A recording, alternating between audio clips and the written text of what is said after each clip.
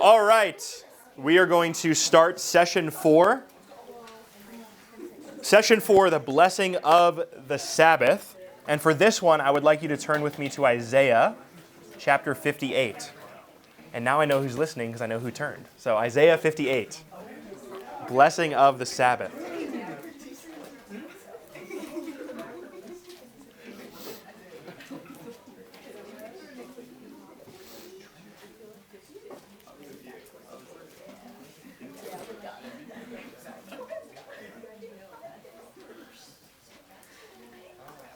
So here we have, I just want to set the scene for you in Isaiah 58, and I'm looking specifically at verse 13 and 14. I'm going to ask someone to read that in just a moment. But I just want to set the scene for you before we read it. The scene in Isaiah is a religiously cold Israel, meaning they do all the external stuff. They fast, they sacrifice, they do all kinds of stuff, but they're not moved inwardly by their observance of certain things. And so one of the accusations of this Israel is they fast, but then they also gorge themselves on food and they don't give food to other people. They do the sacrifices, but then they go on sinning and they don't act as though the sacrifices mean anything. Or, as the accusation of the Sabbath will show, the concern over Israel is not that they personally don't keep the Sabbath, but they don't allow other people to keep the Sabbath. They make their workers work on that day. So, can someone read for me Isaiah 58, verse 13 and 14, please? Great. If you turn back your foot from the Sabbath, from doing your pleasure on my holy day, and call the Sabbath a delight, and the holy day of the Lord honorable, if you honor it, not going your own ways, or seeking your own pleasure, or talking idly, then you shall take delight in the Lord, and I will make you ride on the heights of the earth. I will feed you with the heritage of Jacob your father, for the mouth of the Lord has spoken. Okay. So again, I know we're zooming right into a text. There's much more exegetical work that needs to be done. But allow me to try to make some application from just this cursory reading and a cursory observation of what's going on. So, importing everything I just said about the Sabbath for Christians being on Sunday, not on Saturday, in light of Christ's resurrection, is there a blessing in observing the Lord's Day? I would say on the principle of Isaiah 58, yes. So notice what he says. If you turn back your foot from the Sabbath, and by the way, turn back your foot from keeping the Sabbath, or from the Sabbath, would basically mean you turn from the way you want to go to the way that I'm telling you to go. So you turn from what you want to do, from doing your pleasure on my holy day, and instead of doing all that stuff, you call my day a delight. And the holy day of the Lord is honorable, and if you honor it, not going your own ways, or seeking your own pleasures, or talking idly, then, if you do all that, what's going to happen? You're going to take delight in the Lord. And I then will I will make you ride on the heights of the earth. I will feed you with the heritage of Jacob your father, for the mouth of the Lord has spoken. Remember, this is threatened to the people of Israel in light of exile. So for them to gain the heritage of Jacob, the heritage of Israel, would be like the promised land. They're going to regain all their blessings, their covenantal blessings, for keeping the Sabbath. For observing the Lord's Day and keeping it as a holy and pleasurable thing before the Lord. Now, I'll also observe that all of this stuff in Isaiah is the portions of Isaiah that draw on the Exodus, the suffering servant, the new creation, which you can read about in Isaiah 65 and 66. So, in light of that whole sweep of thought, here comes something, the Sabbath day, as something the people are to observe. And when all these events are completed, the suffering servant dies, he grabs his people, he exoduses them from sin. Well, isn't the Sabbath gone? No, the Sabbath is encouraged to be observed. How do we observe the Sabbath? Again, I would say the Lord's Day, Sunday, is how we observe it. And so, okay, on the basis of all that, I think, instead of how we typically think about Sunday, even for us who attend church regularly and all that, we tend to think about it as something we must do on the calendar. Very quickly, things that God commands to us as blessings can often become burdens in our practice. The best example I think of this is God's commandment, do not commit adultery.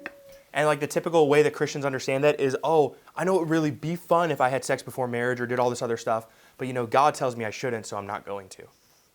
Well, actually, we know from data and research and lived experience that it is actually a blessing not to commit adultery. The lie of the world has actually not held up. Committing adultery is actually not a blessing in any way, and the world is being shown to be a liar in this. And we know this. So that far from being a burden is a blessing. It is a protective blessing to hedge us and to guide us and to keep us. It keeps marriages intact. It causes children to be reared in the fear and admiration of the Lord. And frankly, it's more enjoyable. So too with keeping the Sabbath day holy. This is not a burden. This doesn't mean you have to fit 7 days of work into 6 days of work. Think about this blessing that God is giving to his people. He says to a slave people in Exodus 20, I'm giving you a whole day off. And all I'm asking you to do is worship me, the one who saved you from slavery. You don't have to work. The Egyptians wore you down to pieces, laboring as slaves in the land. And here I rescue you and say, here, you get a whole day of the week, 1 in 7, off. This is, by the way, very similar to what happens when Americans hear that it's actually really good for you to sleep 8 hours a night. You know, and usually the reason people Google how much sleep do I need at night is because they're trying to get away with as little as possible, not because they're trying to maximize their sleep. And it's like, oh, I have to sleep 8 hours at night in order to function and be healthy and not have like major health complications? Yeah, that's like what all the data suggests. But we tend to approach that as a negative. Oh my goodness, I have to fit in my whole life into 16 hours. What a curse, I have to sleep 8 hours. But here's the thing, if you sleep 8 hours, it is an immense blessing. Cognitive focus, clarity, bodily rejuvenation, enjoyment, patience, gentleness with your spouses and loved ones is a blessing. To keep this naturally in-baked creational good, and I would say so is taking a day of rest. This will not cause us stress or anxiety. I don't know how many of you are still students and have exams or quizzes on Monday, but think about this. Like if you observe the Lord's Day on Sunday, you don't do any work, you don't do any studying, and then on Monday you show up to your quiz, you might be thinking, oh, Sunday was a huge stress for me because I was worried about my quiz the whole time. And I thought like that in college all the time. And here it is, not a curse, but a blessing. It is a day where we can cease from our worldly efforts and focus on Christ and the glories above. Remember, Hebrews says, there remains a Sabbath rest for us. And what, by the way, is the chief end of man? The chief end of man is to glorify God and to enjoy him forever. And here God gives us 1 day out of 7 where we can do just that. A whole day dedicated to the enjoyment and the glory of God. Is that a curse or a blessing? If this is our chief end, what we are intended for, then 1 day out of 7 we can live as we were created to live. And I would observe that it's not just a foretaste of heaven to come, it's an inbreaking of heaven now, yes, but it's also a command about the other 6 days. It's not a command just about resting, it's also a command about working. For 6 days you shall labor, and on the 7th you shall rest. Now, of course, I flipped that. I said, on the first day you shall labor, and then the first day you shall rest, and the 6 days you shall labor. But the point is actually still the same. In our culture today, the thing that's competing for church time on Sunday is usually not work. Now, sometimes it is work. But the thing that actually competes for the Lord's Day is leisure and recreation. The average screen time on people's cell phones is incredibly high. The average amount of Netflix that people consume is insanely high. The average amount of YouTube people watch is incredibly high. The thing that has encroached on our lives is not more work. The thing that has encroached on our lives is more recreation, which is competing for all of our religious affections. Or, as one author wrote a book, we are amusing ourselves to death. We are deadening our senses to the world. We spend time on social media. We do all this stuff. And we spend all of our time there. And that is encroaching away from time with family, time at work, time resting, time sleeping. One of the reasons people don't sleep at night is because they're scrolling on social media. It's not because they're doing important work that they need to get a paycheck. It's because they're vegging out, as the term is, because they're trying to recover and find meaning and hope in their life. They're deadening themselves. So the thing that's encroaching on the Lord's Day is all of this recreation stuff. And here God has given us a day where he says, morally, I command you not to do any of that, to worship and to rest. You are to rest yourself. You are to cause people in your household to rest. You are to cause people under your authority to rest. And you should also rest and worship me. And think about what kind of blessing that would be. We at least know this one example. The business model of Chick-fil-A is that you're not doing financially worse if you close for 1 day out of the week. Chick-fil-A is doing just fine. Still like Taco Bell more, but Chick-fil-A is doing great. So, Even in the competitive environment of corporate America, you can launch a fast food chain observing the Sabbath and still make a profit. What a striking concept. So this lie that we have to hustle more than other people, and if we take Sunday off, we're getting behind, what a lie that is. Here is a blessing, a day of rest. God has told us we are to rest and to worship. Now, I will say this as well.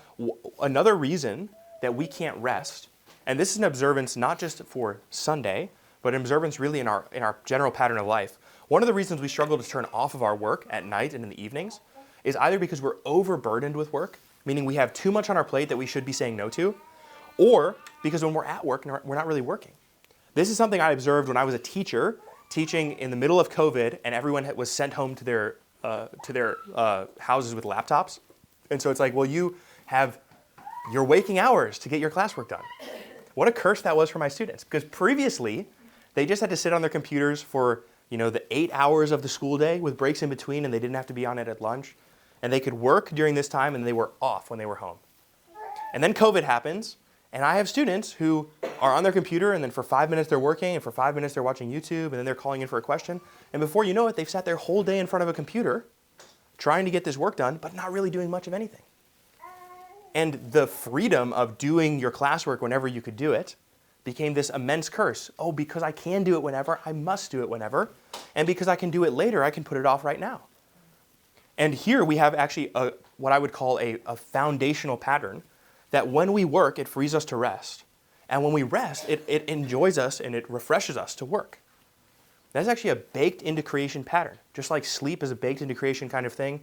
And just like any other kind of leisure that refreshes us is good for us, the proper way to enjoy that leisure is not with looming deadlines or with some looming due date or stress going on, but we enjoy leisure free from our labors and works. Not mentally occupied, not physically occupied, not spiritually occupied. We are freed. And that's actually all of that baked into the blessing of this day. Now look again, I've said all of that. Look again at this text. Isaiah 58, verse 12. If you keep the Sabbath, not doing your pleasure, calling the Sabbath a delight, calling the day of the Lord honorable, if you honor it, or do not seek your own pleasures, not talking idly, then you will take delight in the Lord, and then I will make you ride on the heights of the earth and give you the heritage of Jacob your father. So think about this, Christian. Do you delight in the Lord as you want to? Maybe you do delight in the Lord and you're having a great season of spiritual health. But what could move the needle for you when you're in a season of cold, hard-hearted, or stubborn Bible reading and prayer and stuff just isn't clicking like it used to? Well, and we have textual evidence where God says, observe the Sabbath day, and I will cause you to delight in me. The Sabbath day observance will cause delight. We tend to think that if we're struggling to delight in the Lord, we need to wake up earlier in the morning and get into the Word more, or pray more. All of that stuff is good, and that could cause you to delight more in the Lord. But here we have a text that explicitly says it. Not connected to Bible reading, not connected to prayer, of course, though, things that you would do on the Sabbath, but connected to observing this day as holy, causing spiritual delight in the Lord. And also, the blessing and promises given to Jacob are there for Israel's taking in their observance of the Sabbath. And it's not even there for the taking, it's they observe the Sabbath and God will bless them with all of these blessings. And so, now, if you think about what is the blessings of Jacob, you could read at the end of Deuteronomy like chapter 28 through 30 is the covenantal blessings and curses. And if you read all the covenantal blessings, and you think about, okay, if Israel observes the Sabbath, they get all these covenantal blessings. That's actually a really long list of ways in which God blesses them, establishing them in the land, causing them to be fruitful, causing the grains and crops to spring up. Or in a modern day translation, if you actually observe this principle, it will go better for you in your business. It will go better for you in your work.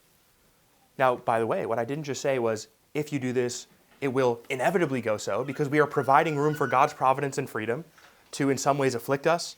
And this is not like a plug and chug machine, that if I obey the Sabbath, then God owes me fruitfulness. But it's a general creational good that to observe rest, God will bless. And that's not a health, wealth, prosperity thing any more than saying if you observe chastity before marriage, God will bless your marriage. That's, your marriage could go poorly, but as a general rule of thumb, it will go better to observe chastity before marriage. And that's all part of this in-baked blessing. And you could argue it's baked in as a blessing via creation, or as I'm going to argue, via both creation and via covenantal relationship. But either way you spin it, the Sabbath remains a blessing for us today.